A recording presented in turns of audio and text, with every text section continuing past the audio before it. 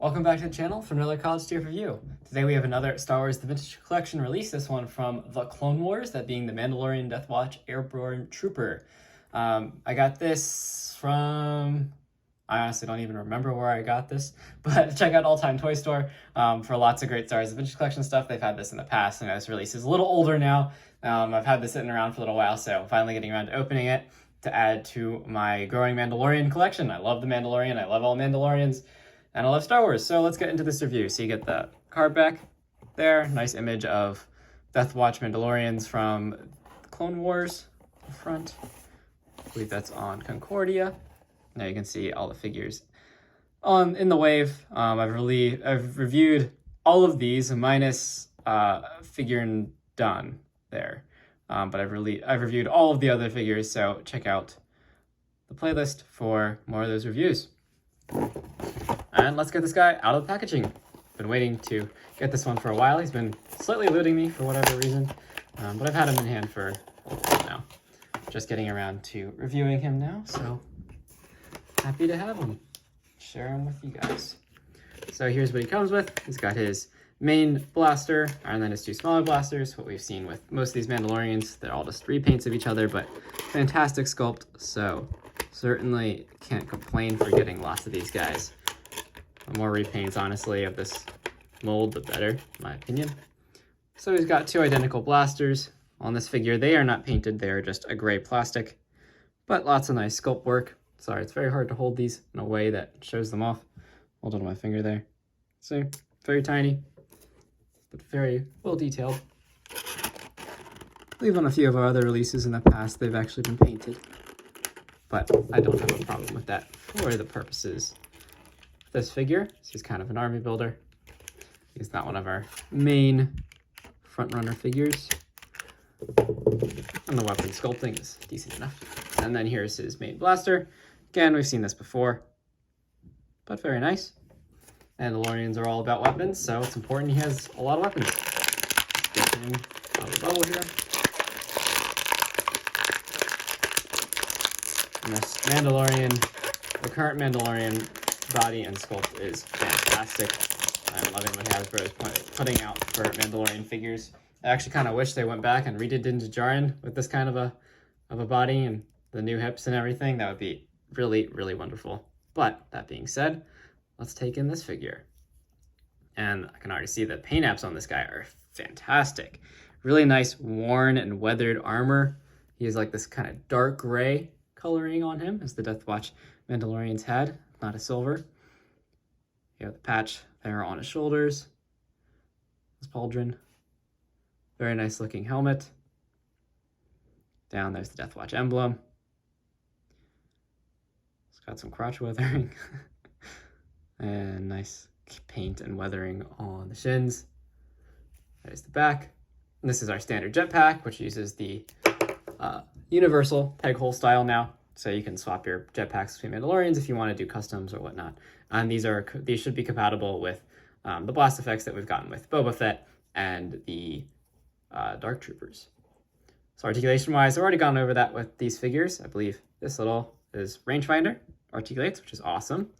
And then double jointed ball joint. He does not have a removable helmet, so that means the helmet's nice and accurate in scale, and also is on lots of articulation, so that's good. And then hinges shoulders, the pauldron just moves out of the way to his top shoulder, or his upper body armor there is all fixed.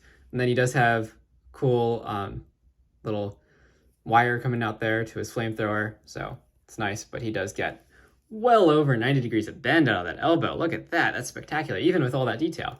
Love to see it. It does also have a swivel at the elbow, and that wire doesn't hinder anything. As you can see, the other wrist is just as articulated. And you do also get hinges at the wrists and swivel. And so it's up and down on this side, and I believe up and down on the other side as well, since he is a dual gun-wielding figure.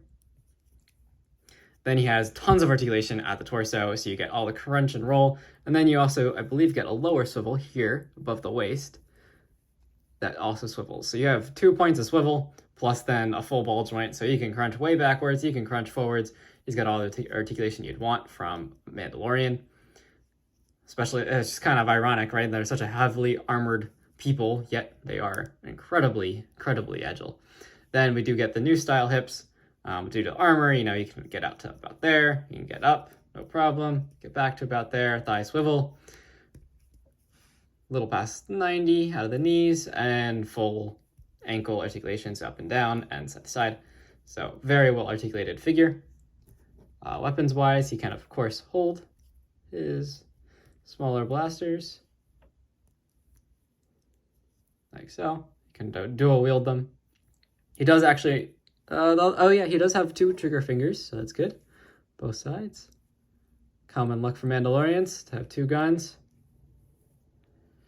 So there you go, 2 blasters, or you can store them on his holsters. So let's see how these fit. They're pretty good. They don't go quite as far in as I would like, as easily as I would like, but you can get them sitting in there pretty good without putting much force. And then of course his bigger gun. Should be able to hold that as well. Though its handle's a little bigger, so it takes a little bit more maneuvering to get into his hand.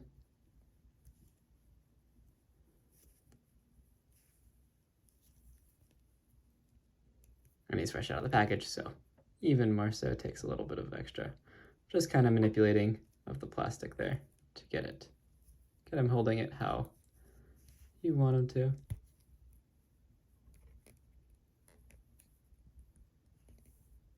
There we go.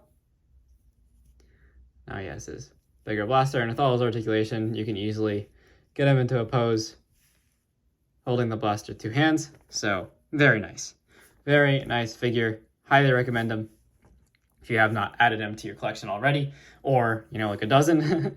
I personally won't be adding too many more. I want all the Mandalorians in my collection to be different, and I'm not doing customs yet. So if maybe down the road, if I can find this guy for really cheap, I'll pick up a whole bunch more. But hopefully Hasbro will release a 4-pack of Mandalorian army builders from the Mandalorian TV series, or from Clone Wars. I'd be good with both. So that we can build our Mandalorian armies out. But if you like this review, please leave a like and subscribe. Really appreciate it. And I've got more vintage collection, of course, more Micro Galaxy Squadron, whatever Star Wars you want. It's probably coming on my channel, so I'll stay tuned for the next review, and I'll see you then. Thanks for watching.